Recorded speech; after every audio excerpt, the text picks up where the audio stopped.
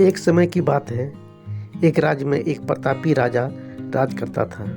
एक दिन उसके दरबार में एक विदेशी आगंतुक आया और उसने राजा को एक सुंदर पत्थर देकर बहुत प्रसन्न हुआ। उसने उस पत्थर से भगवान विष्णु की प्रतिमा निर्माण कर उसे राज्य के मंदिर में स्थापित करने का निर्णय लिया और प्रतिमा निर्माण का कार्य राज्य के महामंत्री को सौंप दिया।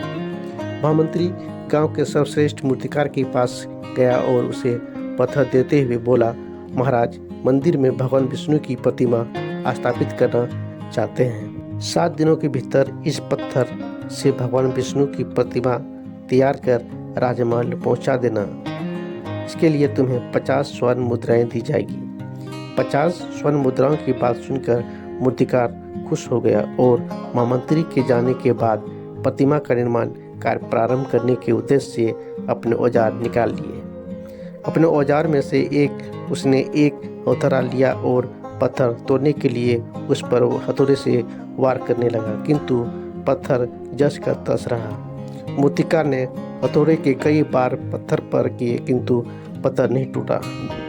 50 बार प्रयास करने के उपरांत मूर्तिकार ने अंतिम बार प्रयास करने के उद्देश्य से हथौड़े उठाया, किंतु यह सोचकर हथौड़े पर प्रहार करने के पूर्व ही उसने हाथ खींच लिया कि जब 50 बार करने से पत्थर नहीं टूटा तो अब क्या टूटेगा।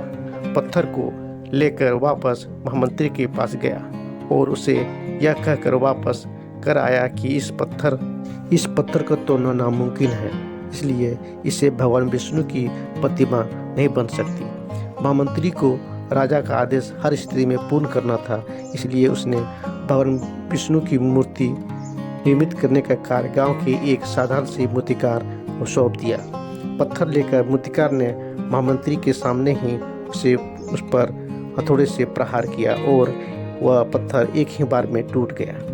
पत्थर टूटने के बाद मूर्तिकार प्रतिमा बनाने में जुट गया। इधर महामंत्री सोचने लगा कि काश पहले मूर्तिकार ने एक अंतिम प्रयास और किया होता तो सफल हो गया होता और 50 स्वर्ण मुद्राओं का हकदार बनता।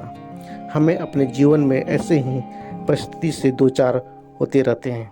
कई बार हम किसी कार्य को करने के पूर्व या किसी समस्या के सामने आने पर उसका निराकरण करने के पूर्व ही हमारा आत्मविश्वास डगमगा जाता है और हम प्रयास किए बिना ही हार मान लेते हैं। कई बार हम 1-2 प्रयास में असफलता मिलने पर आगे प्रयास करना छोड़ देते हैं, जबकि हो सकता है कि कुछ प्रयास और करने पर कार्य पूर्ण हो जाता या समस्या का समाधान हो जाता।